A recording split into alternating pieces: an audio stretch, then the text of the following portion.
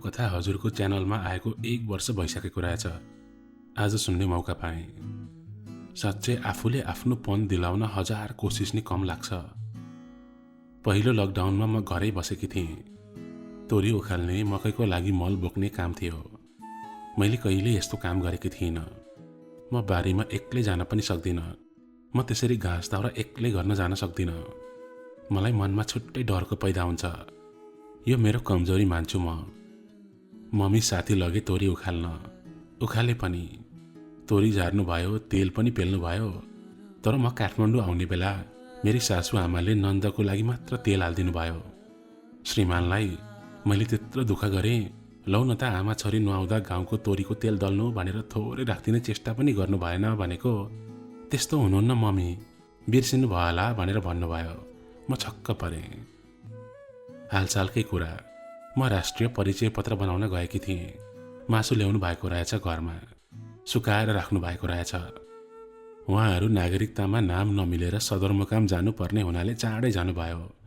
आमा छोरी यो अलिअलि मासु छ, पकाउनु खानु, नानी पनि आउने भनेको छ, उसलाई पनि राख्नु भनेर जानुभयो। किचन सफा गर्ने क्रममा किचनको र्याकभित्र राम्रो खाले मासु लुकाएर राख्नु भएको रहेछ। त्यो देखेर छक्क परेँ। आज यो कथाले मलाई फेरि त्यो पलमा डोर्याएर लग्यो। असहज महसुस हुँदो रहेछ हामीलाई यो व्यवहारले। आफूले आफ्नोपन दिन जति कोसिस किन नगरोस्, बुहारीको जात चुकेकै हुन्छ। सासु आमा भक्तपुरको बाटो हुँदै चावेल बौद्ध जानुहुन्छ। यता पनि पस्नु न भने भोलि फर्किनुपर्छ भन्नुहुन्छ। तर 2-3 दिन उतै बस्नुहुन्छ। आखिर छोरीको माइती नि त्यही घर नै हो, लास्टमा पाल्ने त बुहारीले नै हो। श्रीमानलाई यो कुरा राख्छु, आइमे कुरा नगर त, बुढाबुढीलाई जहाँ सहज लाग्छ त्यहीँ बसुन् भन्नुहुन्छ। मेरो कुरालाई वास्ता पनि गर्नु भएन अनि आमा बुवालाई केही पनि भनेनन्। घरमा आफ्नो श्रीमतीसँग सर सल्लाह भन्ने केही पनि छैन। अनि आफ्नो मान्छेमा आफ्नोपन नभएपछि नारीको मन बदलिन्न र? मेरो नाम सृजना तामाङ। म हाल भक्तपुर बस्दै आएकी छु। मेरो जन्म सिन्धुपाल्चोक जिल्लामा भएको हो। 5 सन्तानमा घरकी कान्छी छोरी म, सबैको प्यारी। मैले गाउँकै स्थानीय स्कुलमा कक्षा 10 सम्म अध्ययन गरेर एसएलसी दोस्रो श्रेणीमा पास गरेँ। उच्च शिक्षा हासिल गर्ने क्रममा म साथीको लहै लहै भनौँ या हामी मध्यम वर्गीयलाई काठमाडौँ सहर भनेपछि सपनाको सहर लाग्छ। जुन ठाउँ चाहिँ मनले सोचेको मिठा सपना पूरा गर्ने थलो हो। यो अन्जान सहर, पैसावालाको सहर, स्वार्थीहरूको सहर। म पनि यही सुनौलो सपना कोर्दै रित्तो गोजीका साथै भारी मनका साथ आफूलाई यो सहरमा निम्त्याएँ। मेरो बुवा म सानै हुँदा बित्नु भएको। त्यही कारण मम्मी म दाई भाउजूसँगै छुट्टै बस्दै आएका थियौँ। दिदीहरू सबैको विवाह भइसकेको थियो। मेरी एक्लै आमाले मलाई काम खोज्दै पढ्नु है भन्दै पठाउनु भएको थियो। एक्लै आमालाई छोडेर के निधाउन सक्थेँ र म? धेरै रोएँ। पछि थाहा पाएँ म सहर आएपछि मेरी आमा पनि रुनुहुन्थ्यो रे मलाई सम्झेर। प्रत्येक दिन म आमालाई सम्झेर डायरीमा आफूले भोगेका केही अंश समेट्थेँ। मलाई त्यो उज्यालो दिन पनि रात लाग्थ्यो। रातको त झन् के कुरा। मलाई कक्षा कोठामा कोही आफ्नो लाग्दैन थियो। म मितिनीसँग सहर पसेकी थिएँ। मितिनीले मित मम्मीले मेरी आमालाई फकाउनु भएको थियो। केही दिन सानो मम्मीकोमा बस्ने अनि रुम लिने भन्ने कुराले। त्यही सुनेर आमाले पनि हुन्छ भन्नुभयो। तर मितिनीले त उहाँको गाउँकै एउटी केटी साथीको रुममा लानुभयो। त्यहीँ बस्ने सल्लाह भएछ। पछि पो थाहा पाएँ म नभएको भए सानो मम्मीकोमा बस्ने थियो भन्ने। त्यस्तै हिसाबले हिँडेको भए गाउँबाट किन फकाएर ल्याउनु? मेरो मन दुख्यो। मितिनीको कलेज दिनमा थियो मेरो बिहान। दिनभरि म एक्लै हुन्थेँ, रोएर बस्थेँ। मलाई कलेजमा पार्टीगत हिसाबले भर्ना गरियो। त्यसो गर्दा आधी खर्च छुट हुने रहेछ। मितिनीको साथी वाइसिएल अरे खै अरू के थाहा भएन। त्यही भर्ना गर्ने क्रममा एउटा अर्ध वैश्य पुरुषसँग मलाई पठाइयो। म उसँगै फर्केँ। फर्किने क्रममा उसले मलाई अन्तै लाने विचार गर्यो। मलाई उसको त्यो व्यवहार नै मन परेन। पाटनमा मेरो गाउँको काका बस्नुहुन्थ्यो, जहाँ मूर्तिको काम गरिन्थ्यो। मैले पनि कामको लागि कुरा राखिसकेकी थिएँ। मैले त्यो मान्छेलाई सोधेँ, हामी कहाँ जाँदैछौँ? उसले मलाई प्रश्न गर्यो। कोठामा कोही पनि छैन होइन अहिले? मैले छैन भने। त्यसो भए हामी बस्ने नि ल भनेर उसले भन्यो। कसरी सोच्न सक्छ कि यस्तो? म छक्क परेँ। दाई, मेरो अङ्कल पाटन बस्नुहुन्छ, उहाँको खोइ कहाँ जानुपर्छ रे, मलाई भाइ हेर्न छिटो आउनु भन्नुभएको छ भनेर भनेको, एकछिन मात्र बस्ने हो कि भनेर भन्न थाल्यो। हेर्नु, बाइक रोक्ने भए रोक्नु, नत्र यहीँबाट बाइक कुद्दा कुद्दै हाम फाल्छु भनेको। बल्ल बाइक रोक्यो। म उसको मुख पनि नहेरी दौडेँ। मलाई त्यहाँबाट जसरी पनि भाग्नु थियो। कुनै स्वार्थ नभई यो सहरमा कसैले कसैलाई केही गर्ने रहेनछ भन्ने भयो मलाई। मितिनीको साथीदेखि पनि रिस उठ्न थाल्यो मलाई। सङ्गत राम्रो रहेनछ भन्ने थाहा पाएँ। सबै पुरुष त उस्तै हुन्नन्। एउटाले गरेर सबैलाई एकै ड्याङमा राख्नु पनि गलत हुन्छ।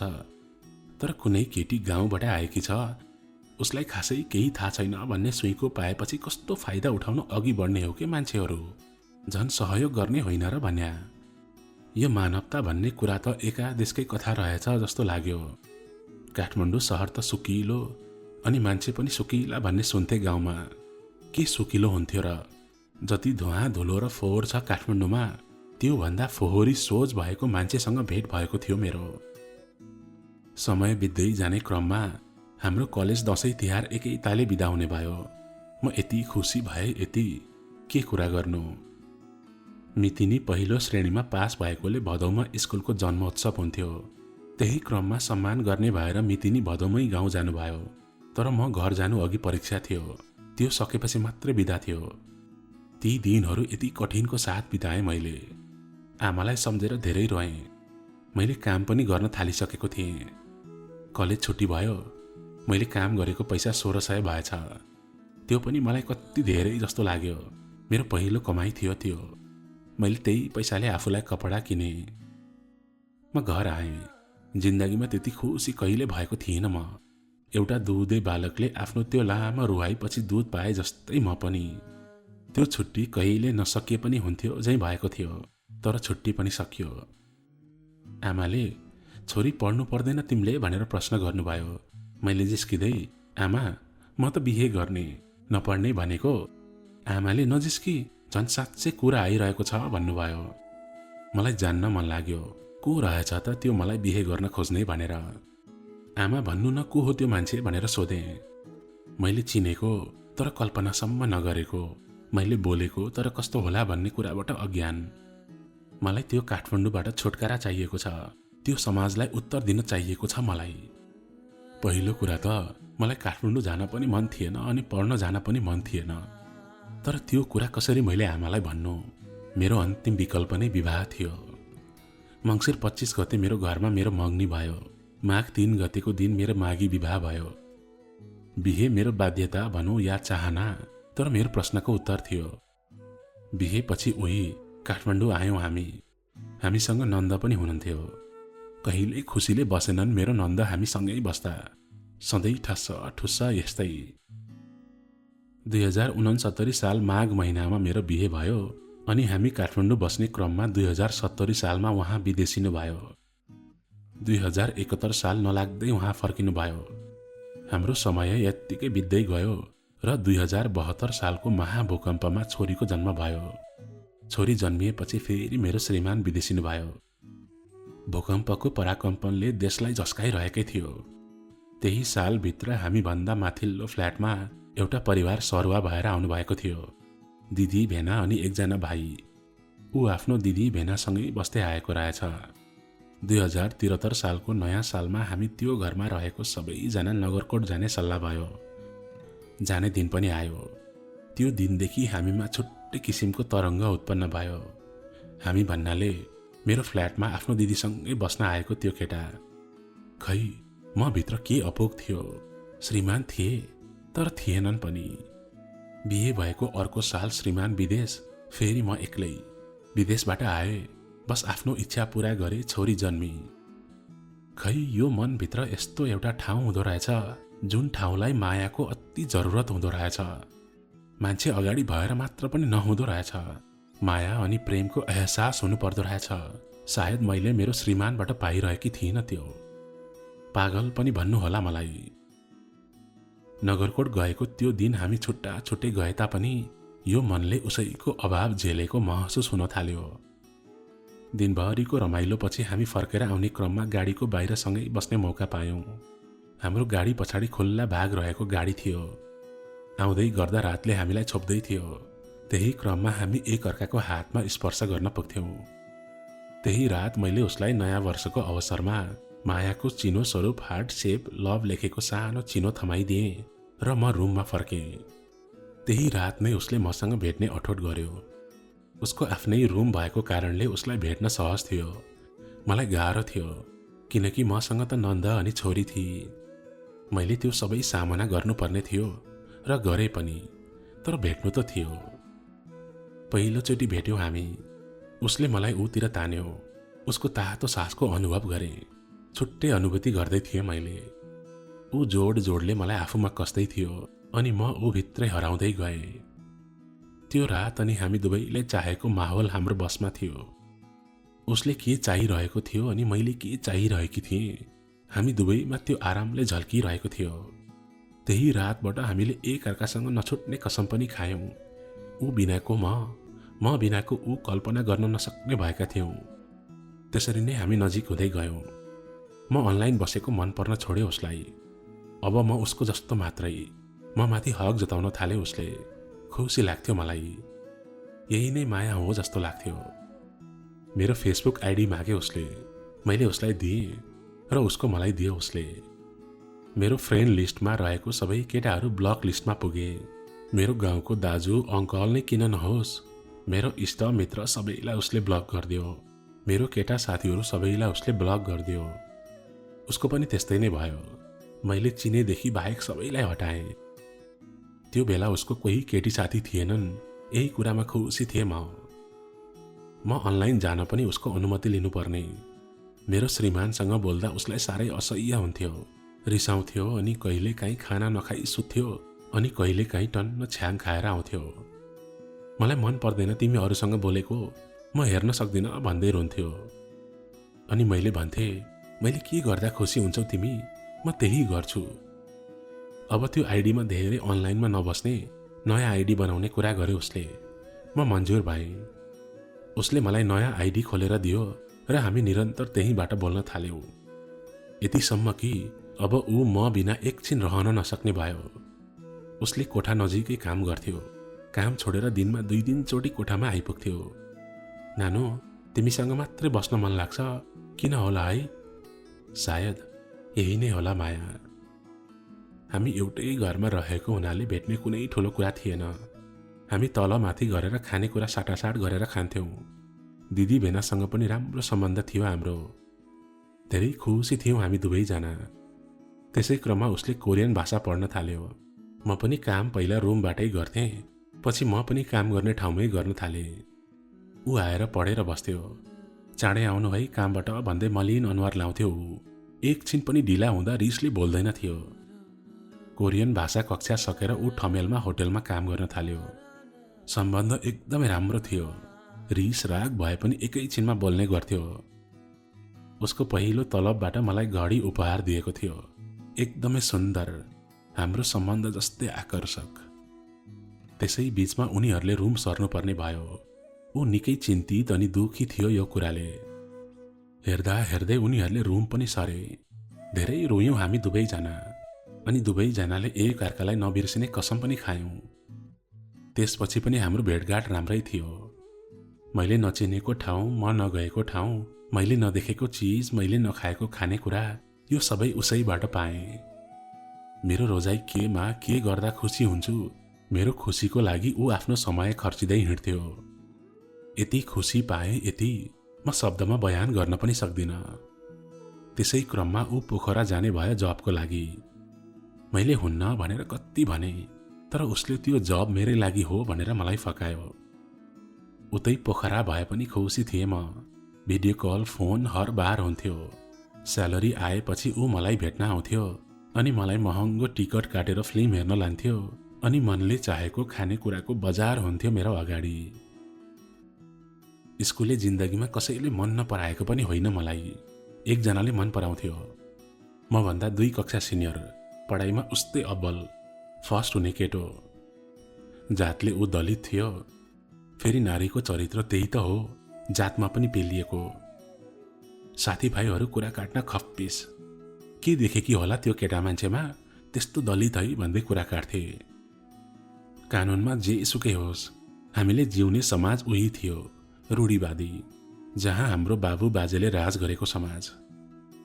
त्यो बेला मोबाइलको त्यति प्रयोग हुँदैन थियो, तर अलि हुने खाने परिवारकाले मात्र बोक्थे।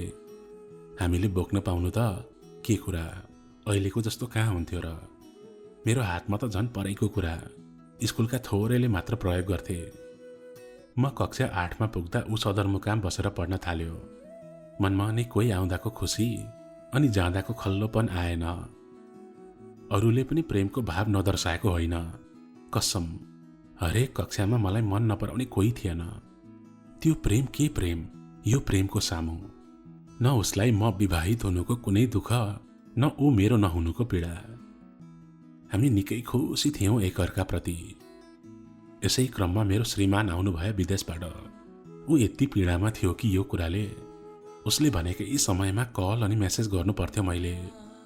म अविवाहित जसरी उसलाई खुसी दिनु पर्थ्यो। ऊ भन्नाले विराज, उसको नाम विराज थियो। म आफ्नो रुममा गएँ भने श्रीमानसँगको सामिप्यताले मन बदलिन्छ भन्ने डर थियो उसलाई। काममै निकै इमर्जेन्सी छ भनेर खाना पनि म काममै खाने गरेकी थिएँ। केही गरी मैले विराजको कल उठाइन भने श्रीमानसँग बसेको भन्दै मलाई रिस पोख्थ्यो अनि मोबाइल रिसले भुइँमा फाल्दै चर सिसा फुट्न पुग्थ्यो। श्रीमानसँग छोरीले फुटाएको भन्दै झुट बोल्थे। छोरी मात्रै 2.5 वर्षकी थिए। मैले त्यो बीचमा निकै पीडा खेपेँ। नगरेको कुरालाई गरे भनेर जित्थ्यो ऊ। म कति रोन्थेँ, ऊ पनि कति रुन्थ्यो, खै के भन्नु। छुट्टीपछि मेरो श्रीमान विदेश फर्किनु भयो। विराज पनि कामको सिलसिलामा पोखरा गयो। सबै कुरा राम्रै थियो, उसमा केही परिवर्तन पनि थिएन। समयमै कल मेसेज पाउँथे। तर त्यही बीचमा उसले सँगै काम गर्ने केटीलाई मन पराएछ। मानौ उसको नाम एसबाट आउँछ। खै मलाई विराजले मेसेज गर्थ्यो कि त्यो केटीले, हामी हाम्रो सम्बन्धमा खुसी छौँ, हाम्रो बाटोमा नआउनु, तिमी आफ्नो सुर गर, हामी बीचमा जे थियो बिर्सिदेऊ। यस्तो मेसेज आएको थियो अचानक। त्यो मेसेज देखेर म जस्तो लागेन। धरती फाटेर आकाश म माथि खसे झैँ भयो। मलाई मुटु पोल्न थाल्यो, मन जलेर छटपटी हुन थाल्यो। कल गरे, मेसेज के लेखेको हो भने, तिमीले त हुँदै होइन बाबा, तिमीले यस्तो भन्नै सक्दैनौ। म चिच्याइ रुन थालेँ। मैले मेरो हात पनि काटेँ। त्यो देखेर, नानु केही नगर न, म तिमीले जे भनेको त्यही मान्छु, प्लिज त्यस्तो नगर न भन्न थाल्यो। कस्तो नगर? मैले मेरो श्रीमानलाई समय नदिई तिमीलाई दिएँ। तिम्रो मन दुख्छ भने चाँडै निधाएको नाटक पनि गरेँ। त्यो 3 महिनाको बीचमा उसँग सम्बन्ध पनि राम्ररी निभाइन। यही दिन देखाउनको लागि मैले रुँदै भने उसलाई। म विवाहित अनि छोरीको आमा भनेर थाहा हुँदै पनि माया गरे उसले। मैले उसको जिन्दगीमा अरू हुँदै छुट्याएर मेरो हुनु भनेको होइन उसलाई। मसँग भेट्दा ऊ एक्लै नै थियो। जबरजस्ती त माया बसेको थिएन, उसको पनि त चाहत थियो म प्रति। त्यस्तो क्रम बढ्दै गयो। मलाई ब्ल्याकमेलको मेसेजहरू आउन थाल्यो। केटीले थर्काउने, फेरि विराजले कल गरेर मैले होइन, मलाई थाहा छैन भन्ने। मलाई यति पागल बनाए कि कल्पना पनि गर्न सक्दिन त्यो पलहरू। म दिनदिनै गल्दै गएँ। खाना पनि खानु मन नलाग्ने, एक्लै बस्न पनि मन नलाग्ने। त्यहाँ पछि उसको कलहरू पनि पात्लिन थाल्यो। यता म जीवन र मृत्युसँग लड्दै थिएँ। सायद उनीहरू खुसीको दुनियाँमा रम्दै थिए होला। उसलाई खुसी दिन परिवार समाजसँग लुकामारी खेल्दै आएको म, उसले त मलाई खेलमा नै नील बनाइदियो। त्यतिकै बिचमा मिस कल गर्थेँ। थोरै बिजी छु भन्थ्यो, पछि गर्छु भन्थ्यो। कहिले मोबाइललाई एकछिन पनि छोडिन मैले। छातीमा राखे दिन रात उसको कलको पर्खाइमा। 2-3 महिना न खाना खाएँ न पानी नै, न रातमा निन्द्रा न दिनमा चैन। यति कष्टकर बन्यो मेरो त्यो समय। एक्लै चिच्याइ रुन्थे। रक्सी खान्थे निदाउन सक्छु कि भनेर। नै, त्यो रक्सीले त मलाई झन् याद दिलाउँथ्यो। धेरै मर्न खोजेँ, छतबाट हाम फाल्न खोजेँ। हाम फाल्ने बित्तिकै मरे त हो, हात खुट्टा नचल्ने भएर जिउनु पर्यो भने त्यही सोच्थेँ। ओछ्यानमा नै दिन रात बित्थ्यो। केही गरेर मोबाइल बिग्रियो भने त्यो रात कष्टसँग बिताउँथे। फेरि कसो कसो गरेर भोलिपटक बनाउन लाउँथे। कल वेटिङ हुँदा त पागल हुने म रात त्यसरी बिताउँदा त के भयो होला। कसलाई भनौँ तिमी केवल मेरो भनेर, म कसलाई भनौँ तिमीले मलाई धोका दियो विराज भनेर। म त्यो समयलाई डिप्रेसन भन्छु। म चाहेर पनि खुसी हुन सकिन। बिर्सन हजार लाख बार खोजेँ, किन आउँछ ऊ सपनीमा, किन आउँछ ऊ मेरो अतीतमा, के कमी गरेँ मैले उसलाई। उसँग हुँदाको मेरो शरीर खुसी, उसले पीडा दिँदाको मेरो शरीर दुखी। माघ महिनाको अन्तिममा दिदीको छोरीको खाना खुवाइ थियो। त्यसमा विराज आउनै पर्ने थियो। मलाई त्यही एउटा आशा थियो, नानु जस्तै भए पनि नछोड्नु है मलाई, नत्र म कसको लागि जिउनु भन्थ्यो। कहाँ गयो त्यो बाचा। अनि त्यो मेसेज विराजले नगरेको भए कसरी थाहा भयो म विवाहित भन्ने कुरा त्यो पत्तोर्नीलाई। विराजले भन्थ्यो सम्बन्ध छैन त्यो केटीसँग भनेर। फेरि त्यही केटीले भन्थे हामी बीचमा किन आउँछस्, तेरो बुढालाई भन्दिम भन्थे। यहाँ त बडो गेम भइरहेको थियो मेरो जिन्दगीमाथि। 2 दिन भेटेर 2 रात सुत्दैमा आफ्नो सोच्ने त हामी सम्बन्धमा रहेको 3 वर्ष भयो। यो 3 वर्षमा उसको खुसीको लागि दिन रात दिँदा त उसले मलाई धोका दियो भने त जस्तोलाई धोका दिन के ठुलो कुरा भन्थे म मनमा नै। विराजलाई यहीँबाट प्रश्न गर्छु, यदि मसँग प्रेम थियो, मेरो राम्रो चाहन्थ्यो भने किन मेरो बारे अरूलाई भन्नु। बोल्दैमा कोही आफ्नो हुँदैन, आफ्नो त्यो हो जोसँग मन मस्तिष्क आपसे आप जोडिन्छ। कुनै स्वार्थको लागि जोडिन, म कुनै मिठो क्षणिक पलको लागि हिँडिन। मैले प्रण लिएको थिएँ, जबसम्म यो धरतीमा जिउँदो रहन्छु, जबसम्म कुनै बाध्यता सृजना हुँदैन, तबसम्म मेरो साथ हुनेछ, मेरो माया रहनेछ। माया मार्नु त यो शरीर खरानी हुनुपर्छ राजा। विवाह पूर्व 20 वर्ष आफ्नो जवानीलाई लगाम लगाउने म 2-4 वर्षको लागि खेताला जरुरी थियो र मलाई। मैले त उसलाई माया गरेको थिएँ, चोखो माया गरेको थिएँ भित्री मनबाट। उसले बुझ्थ्यो जस्तो लाग्थ्यो मलाई, मेरो मनको पीडा, मेरो चाहत, मेरो माया। यस्तै थियो मेरो लभ स्टोरी। त्यसपछि ऊ पोखराबाट आयो। उसले त खै के गरेर हातको औँला भाँचेर आएछ। मलाई लाग्छ त्यो केटीको रिसले भित्तातिर हानेर त्यस्तो भयो। मैले केही भनिन। हात चलाउन गाह्रो भयो नानु भन्यो। दुवैजना मध्यपुर हस्पिटल गएर एक्सरे गरायौं। नभन्दै हातको हड्डी चर्केछ। न ऊसँग पैसा थियो न मसँग। म भन्दा पल्लो रुमको दिदी रुम सरेको हुनाले रुमको भाडा मलाई छोडेको थियो। घरबेटी दिदी हुनुहुन्न थियो। त्यही पैसा लगेर उसको उपचार गरे। उसको गल्ती जे होस्, ऊ नजिक हुँदा यति माया लाग्छ कि म कल्पना पनि गर्न सक्दिन। मैले त्यति गर्दा पनि त्यो केटीको कल आइरहन्थ्यो। मलाई मनमा कस्तो पीडा हुन्थ्यो। जसको लागि म हस्पिटलमा स्वयं आफूसँगै हिँडेर साथ दिइरहेको छु, ऊ नै अरूसँग बोल्छ भने म के गरौँ। म त्यहाँबाट निस्केर भक्तपुरको बस चढे। मेरो आँखाबाट आँसु बर्सिरहेको थियो। मनमा फेरि सोचे, उसँग त पैसा पनि छैन, म किन यस्तो। फेरि राधे राधे झारे। पैदल हिँड्दै फेरि मध्यपुर पुगे। उसको हातमा प्लास्टर गरियो। औषधि सबै बोकेर फर्क्यौं। उसले यो बिर्सियो होला सायद। मलाई त जब जब उसले आफ्नो त्यो पुरुषपन देखाउँछ, दिमागमा एक एक घुम्न थाल्छ। ऊ त्यसरी बिरामी हुँदा मैले औषधि नछुटाई खुवाएँ। ऊ निको नभएसम्म मलाई चैन मिल्दैन थियो। खै किन हो यस्तो भएको। उसको हात पनि बिस्तारै निको हुँदै गयो। त्यो मैले गरेको सहयोगले गर्दा उसले दया देखाएको भनौँ या माया, उसले त्यो केटीसँग बोल्न बिस्तारै छोड्यो। उसले त भन्ने गर्थ्यो भन्न त, नानु तिमीलाई माया नगरे कसलाई गरौँ। जुन हालतमा म थिएँ नानु, तिमीले मलाई साथ दिएकी छौ। उसको मनमा जे होस्, माया गर्थे म उसलाई। हामी बीचमा फेरि सम्बन्ध राम्रो हुन थाल्यो। त्यही बीचमा त्यो केटीले सबै कुरा विराजको दिदीलाई भनिदिएछ। हाम्रो सम्बन्ध यस्तो थियो कि अरूलाई भन्न पनि मिल्दैन थियो। मलाई यही दिनको त डर थियो। उसको दिदीले थाहा पाएर मलाई के भने के म सोच्न पनि सक्दिन। म कुन अवस्थाबाट उठेको छु त्यो मैले भोगेको छु मलाई थाहा छ। उसलाई पनि गाली गरेछ उसको दिदीले। उसको दिदी अनि म बीच बोलचाल पनि बन्द भयो। जे नहुनु थियो भयो, तर उसले त्यो अवस्थामा पनि मलाई नछोड्नुलाई माया मान्छु म। उसको दिदी अनि ममा सम्बन्ध राम्रो भएको कारणले नै हामी धेरै समय नबोली बस्न सकेनौँ। हामी बोल्न थाल्यौँ, भेटघाट पनि गर्न थाल्यौँ। सम्बन्ध फेरि सुमधुर बन्यो। मायाको कुरा भन्नुपर्दा म भन्दा विराज नै पागल थियो। नानु, म तिमी बिना एक पल पनि जिउन सक्दिन। तिमीले किन यति छिटो बिहे गर्यौ के? मेरो परिवार भन्दा पनि महत्त्वपूर्ण मान्छु म तिमीलाई भन्थ्यो। यस्तै फिल्मी भाषा प्रयोग नगरेको पनि होइन उसले। भागेर जान मलाई प्रस्ताव पनि नराखेको होइन, मैले नै मानिन। क्षणिक खुसीको लागि कसैको जिन्दगीलाई असर नपरोस्। उसलाई नपाएर म एकजना दुखी हुने न हो, तर मैले उसँग भागे भने 3-4 परिवार बिग्रिएको म कसरी हेर्न सकूँ?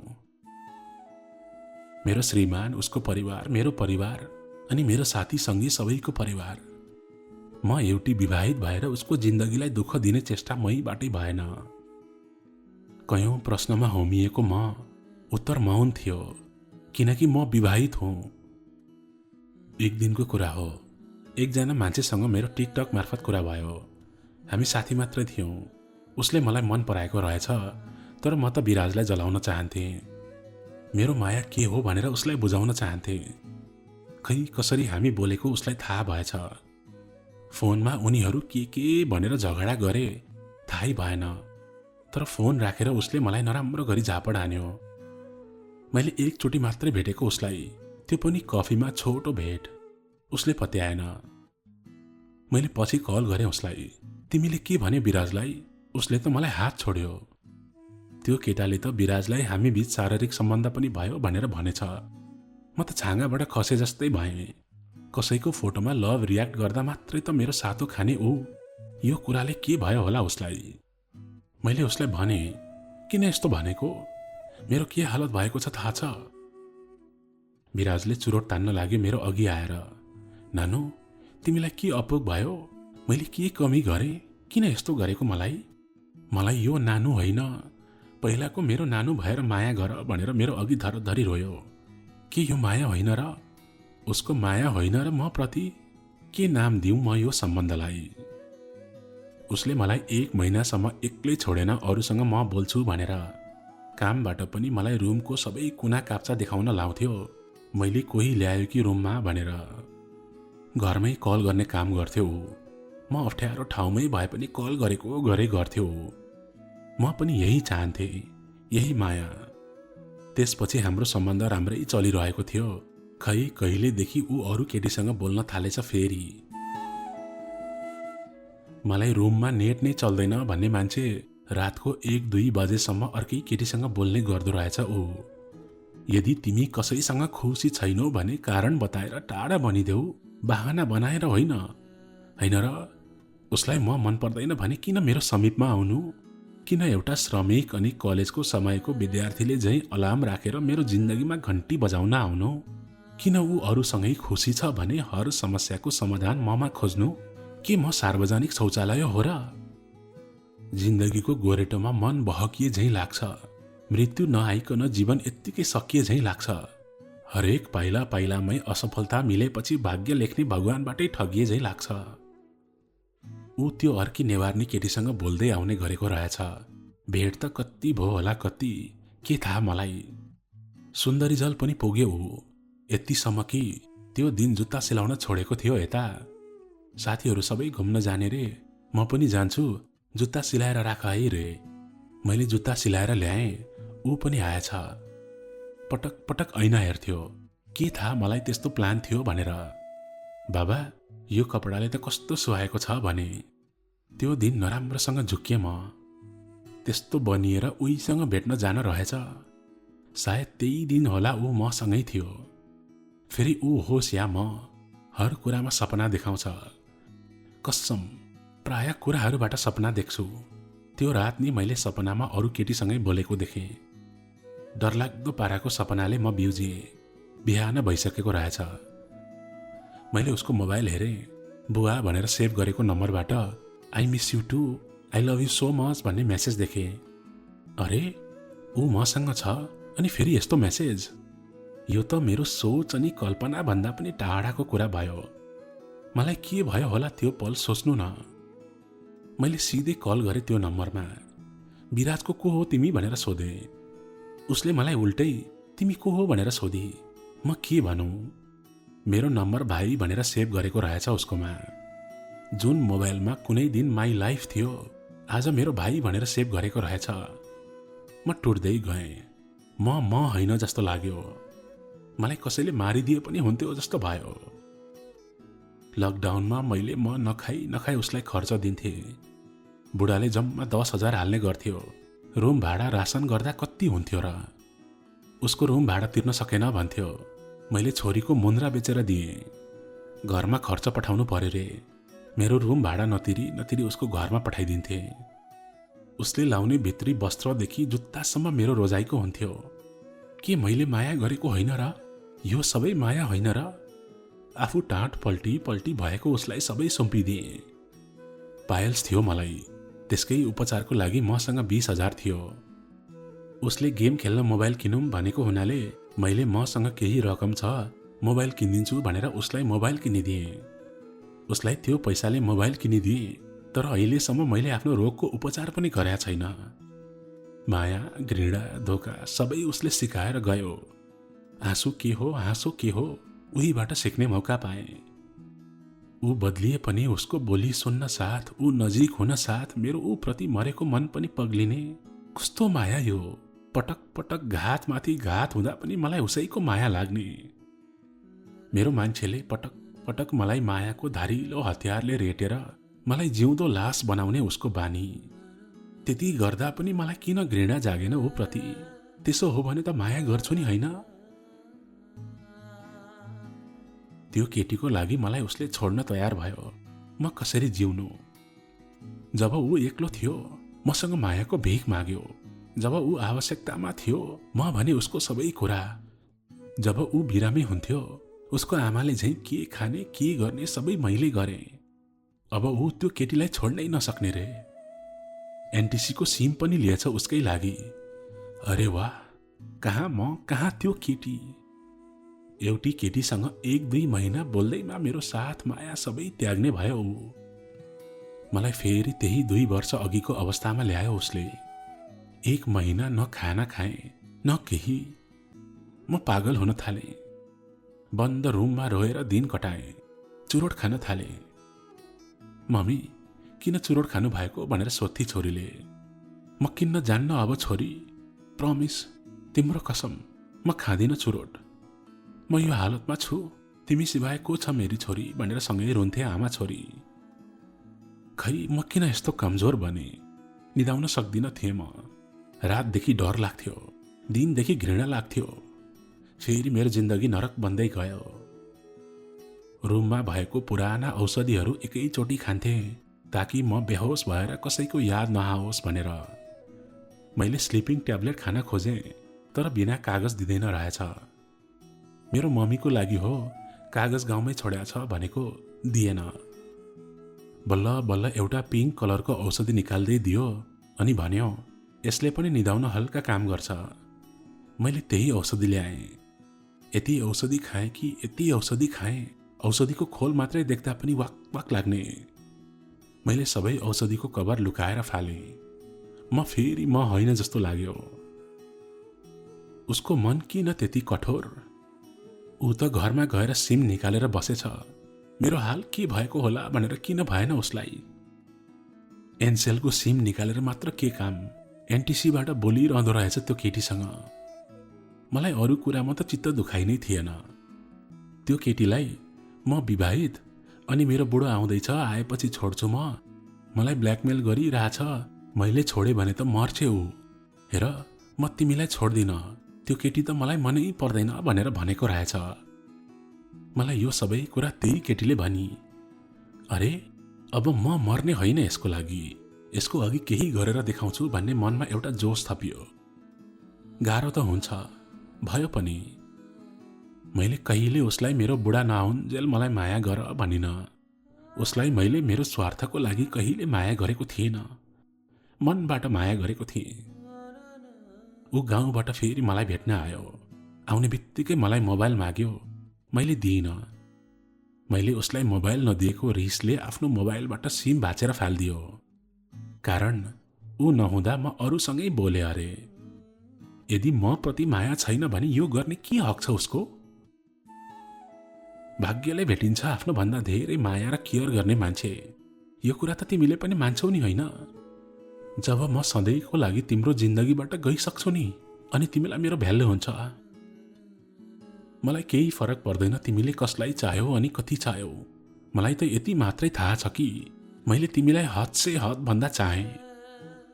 मन त्यो बेला साह्रै दुख्छ जब आफ्नो सबैभन्दा नजिकको मान्छेले नै हाम्रो हरेक परिस्थिति बारे जान्दा जान्दै पनि हामीलाई बुझ्दैन। विराजले फेरि मलाई भेट्न थाल्यो। हरेक पटक भेट्दाखेरि हामी त्यही केटीको कुराले झगडा गर्थ्यौं। मैले रिसले उसको शरीरका कपडाहरू धुजा धुजा बनाएर च्याति दिएँ। उसलाई कति मुक्का हाने, कति चिथोरे, कति टोके। विश्वास त त्यति बेला मर्यो विराज, जब विश्वास गर्न सिकाउनेले नै विश्वासघात गर्यो। मेरो श्रीमान आउँदा तिमी जुन अवस्थाबाट गुज्रिएको थियौ नि बाबा, तिमीले अहिले जे गरिरहेको छौ नि, मलाई त्यस्तै हुन्छ तिमीलाई भए जस्तै। बुझेको छौ? मैले आफूले सकेको सबै गरे, मबाट हुने सबै गरे। अब के गर्न बाँकी छ मैले? म टुटेर छेत बिछत भएर रोएँ। अब बिस्तारै उसले त्यो केटीलाई टाढा बनाउँदै जान थाल्यो। कारण त्यो केटी 10 वर्षको छोराको आमा, डिभोर्सी महिला, बुढाले छोडेको केटी रहेछ। कसम कान्छा, जसको लागि मलाई छोड्यौ नि, छोड्न चाह्यौ नि, त्यो को रहेछ, म को रहेछु, त्यो हेर्ने मौका दिन्थे म तिमीलाई। विराजको विदेश जाने दिन नजिकिँदै थियो। हरेक कुरा हामी दुईजना भएर गर्यौं। जति झगडा गरे पनि, जति मनमुटाव भए पनि, त्यो एउटा माया भन्ने धागोले जोड्दो रहेछ हामीलाई। के किन्नु पर्ने सबै सँगै किन्यौं, किनकि मेरो मोटु मबाट 7 समुद्र पारी जाँदै थियो। अब त रिसाए पनि रोए पनि देख्दैन थियो। बाबा, म मरे तुल्य हुन्छु तिमी बिना, मैले बिलौना गरे। तिम्रो मायाले मलाई शक्ति दिन्छ, छुट्टै ऊर्जा दिन्छ। तिम्रो नाम मात्र सुन्दा पनि मलाई आशा पलाउँछ। किन थाहा छ? माया छ नि यो मनमा। जिन्दगीको त्यो पात्र हौ तिमी, जो भाग्यमै थिएन अनि मनबाट कहिले मेटिएनौ। नेपालमा हुँदा झगडा गर्यौं, माया गर्यौं। ऊ कता कता गयो, मलाई चिच्यायो, मेरो फोन फुटायो। मैले सहाएँ। माया पनि त सहनु नै रहेछ नि। तर ऊ मेरो अगाडि आउँथ्यो अनि खै किन हो मनले नै मान्दैन थियो। उसलाई झ्याप्प अँगालो हाल्न मन लाग्थ्यो, माया गर्न मन लाग्थ्यो। उसले गरेका गल्तीहरू सबै भुल्थे म एकैचोटि। विराज विदेश गयो। जाने बेलामा धेरै माया देखाएर गयो उसले। ऊ गएपछि मैले हाँस्न बिर्सेँ। सार्वजनिक यातायात होस् या कुनै ठाउँ, रुँदै हिँड्थेँ म। उसको कल नआएसम्म मलाई केही गर्न मन लागेन। गएर पहिलो कल मलाई नै गर्यो। उसले कमाएको पहिलो तलबबाट केही खर्च पठायो उसले। काममा जाँदा आउँदा मलाई नै कल गर्छ। खुसी लाग्छ। आखिर यही नै त हो नि माया, होइन? जुन कुरा भाग्यमा नै लेखिएको हुँदैन नि, हो त्यही कुरा जिन्दगीमा सबैभन्दा प्यारो लाग्दो रहेछ। न त तिमीबाट टाढा जाने नै हिम्मत छ मसँग, न त सँगै रहने भाग्य नै। प्यारो मान्छे, माया पनि कसरी नगरौँ तिमीलाई? भाग्यमा नभए पनि मनमा त छौ नि, होइन? माया के हो त्यो मान्छेलाई सोध, जसले आफ्नो माया पाउन सक्दिन भन्ने थाहा हुँदा हुँदै पनि उसैलाई असीमित माया गरिरहेको हुन्छ। यदि माया गर्छौ भने गर्छु भन, अनि माया गर्दैनौ भने गर्दिन भन। तर कसैलाई आशामा राखेर पल पल उसको सास लिने काम चाहिँ कदापि नगर। कान्छा, तिमी त टाढा भइहाल्यौ, तर सुमसुमाउन मन छ तिमीलाई, छुन मन छ, केही पल भए पनि खुसी हुन मन छ। अरू केही छैन। तिम्रो काखमा सुतेर धित मरुन्जेल रोन मन छ। तिमीले यो भनेको थियौ नि, जस्तो सुकै होस् म तिमीसँगको यात्रा सँगै हिँड्न चाहन्छु। अन्तिम पल्ट भक्कानिएर तिम्रो अँगालोमा रुने मन छ। गुनासो त केही छैन, बस मर्नुभन्दा अघि स्वर्गको आभास गर्नु छ। तिमी मेरो जिन्दगीको त्यो पाटो हो। मलाई कमजोर नसोच्नु अहिले। जहाँ छु बच्चाको लागि छु अनि तिम्रो भविष्यको त्यो उज्यालो दिनको लागि छु। मर्ने कोसिस नगरेको होइन, कैयौं पटक गरेकी पनि छु। काल पनि मसँग रिसाउँदै फर्केको छ। सहयोग माग्ने इन्कार गर्ने हो, कालले यही भन्दै फर्केको छ। किनकि म मर्नु भनेको तिमीलाई जिउँदै सती पठाउनु जस्तै हो। बिना कारण मर्नु भोलि कल डिटेल हेर्छ, मेसेजका आधारहरू जिउँदै हुन्छ। त्यसैले म जिउँदै हुन्छु कान्छा। कुनै कुनै पलले मृत्युसम्म डोर्याउने गर्छ हामीलाई। त्यो नेवार्नी बिचको सम्बन्धमा हुँदा तिमीलाई यति मेसेज लेखे कि तिमीलाई नै थाहा होला। तिमीले मलाई यसरी इग्नोर गर्यौ कि मैले कल्पना पनि गरेको थिएन तिमीमा त्यो पनि मन छ भनेर। म यति रोएको थिएँ त्यति बेला प्यारा, त्यसको लेखाजोखा छैन। आज पनि मन छिया छिया हुन्छ मेरो त्यो पल सम्झिँदा। कसम कान्छा, माया हर कोहीसँग हुँदैन। यदि हुन्छ भने त्यो आकर्षण मात्र हो। मनसँगको कनेक्सन हुनुपर्छ। उसको दुःखमा आँसु आफै झर्नुलाई माया भन्छु म। उसको कल नआउँदा मनमा छुट्टै छटपटी हुनुलाई माया भन्छु म। प्रेम हरेकको भागमा पर्छ, तर त्यसको आकार फरक फरक हुन्छ। जिन्दगीको हरेक प्रेमले सम्बन्ध कसरी निभाउने भनेर सिकायो, तर तिम्रो प्रेमले मलाई आफू आफूभित्रै मर्न सिकायो। कहिले जीवन त कहिले मृत्युलाई आफ्नो मित्र हुन सिकायो। यो मेरो भोगाई हो, नितान्त एक्लो भोगाई। एक्लै लड्दैछु, धेरै कठिन छ यात्रा, र एक्लै पनि तय गर्दैछु प्यारा। तिमी रोगी छौ, सधैँ म सम्झाइरहन्न। तिम्रो जिन्दगीको हिस्सा पनि होइन नि म। त्यसैले अरूले नभनी पनि आफ्नो ख्याल गर्नु सबैभन्दा उत्तम हो प्यारा। हेर्नु त कस्तो जिन्दगी रहेछ मेरो। जोसँग विवाह गरे ऊ पनि टाढै भयो। उसको माया त कहिले पाइन, उसको स्पर्श कहिले पाइन। तर जोसँग माया बस्यो उसँग जिन्दगी बिताउने सपना पनि देखिन। बस उसको स्पर्शमै खुसी थिए, उसको मायामै खुसी थिए। तर ऊ पनि टाढा भयो। कस्तो जिन्दगी मेरो।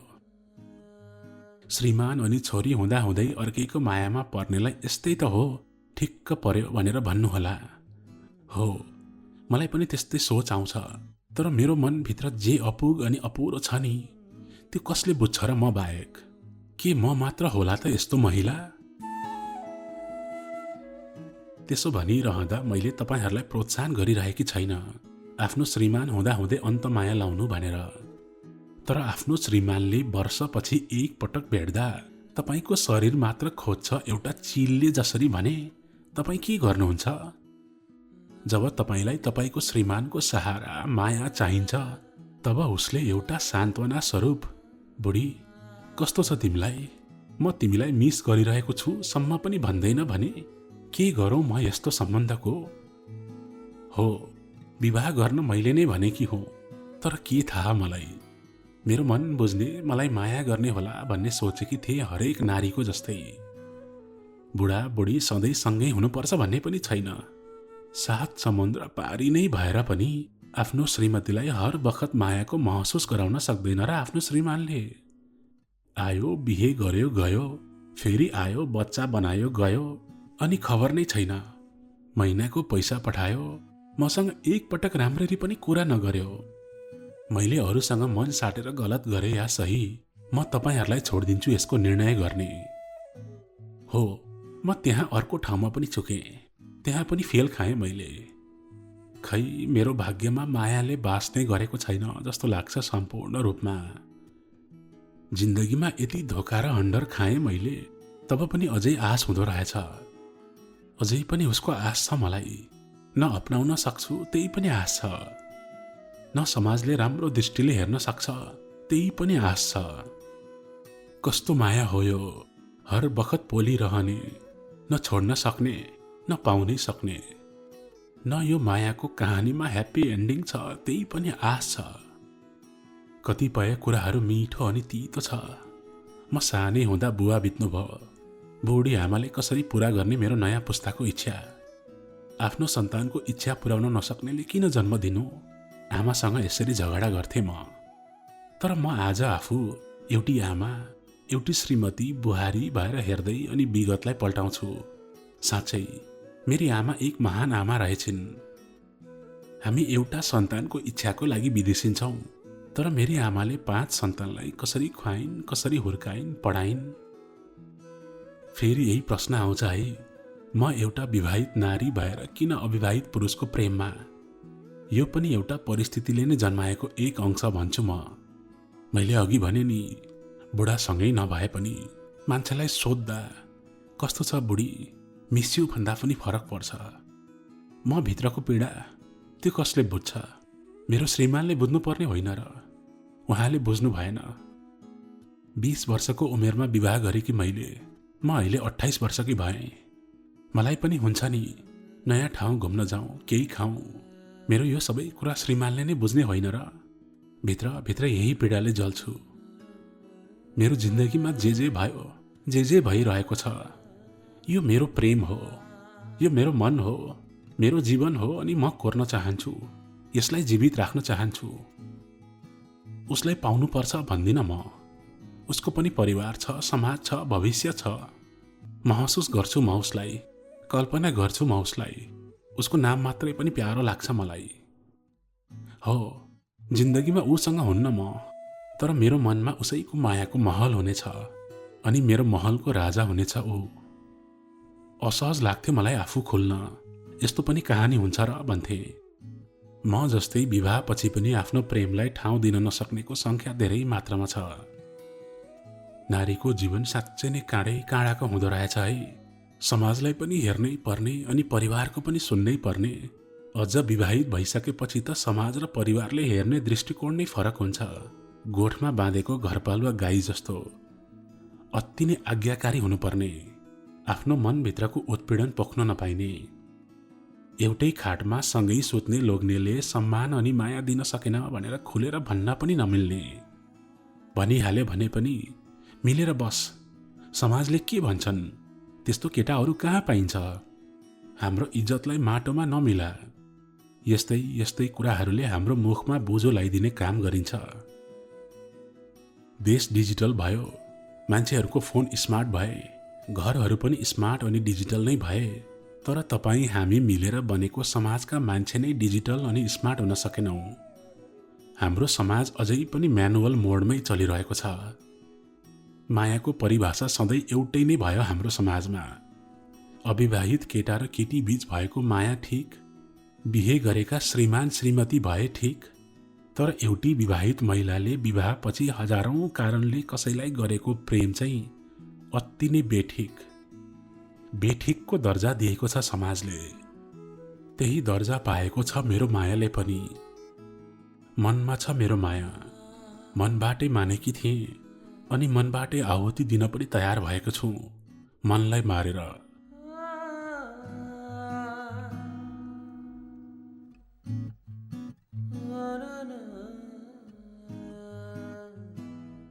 यो अति नै मन छुने सत्य कथा तपाईहरुलाई कस्तो लाग्यो?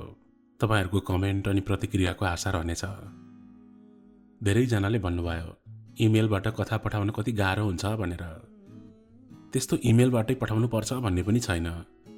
तपाईहरुले मेरो इन्स्टाग्राम अनि फेसबुक मार्फत पनि कथा पठाउन सक्नुहुन्छ। अहिले त मैले झन् सजिलो बनाइदिएको छु। मैले तल डिस्क्रिप्सनमा आफ्नो WhatsApp नम्बर पनि छोडेको छु। त्यही नम्बरमा पनि तपाईले आफ्नो कथा पठाउन सक्नुहुनेछ। म तुरुन्त रिप्लाई पनि गर्नेछु। तपाईका जीवनका, तपाईहरुले भोगेका, तपाईहरुले देखेका, तपाईहरुले सुनेका अनि तपाईको कल्पनामा आएका मीठा कथाहरू पठाउनुहुनेछ भनेर। कथाहरू पठाउँदा सकेसम्म लामो भयो भने खुसी हुनेछु है म भन्दा पनि मेरो कथा सुन्ने मेरा श्रोता अनि दर्शकहरू चाहिँ लामो कथाहरू सुन्न मन पराउनुहुन्छ भन्ने मैले पाएको छु। त्यही भएर मात्र मेरो यो सानो रिक्वेस्ट है। हवस् त, फेरि पनि आजको यो कथा कस्तो लाग्यो तपाईहरुलाई? आफ्नो प्रतिक्रिया दिन नभुल्नु होला है। स्वस्थ रहनु होला, मस्त रहनु होला। हवस् त, नमस्ते।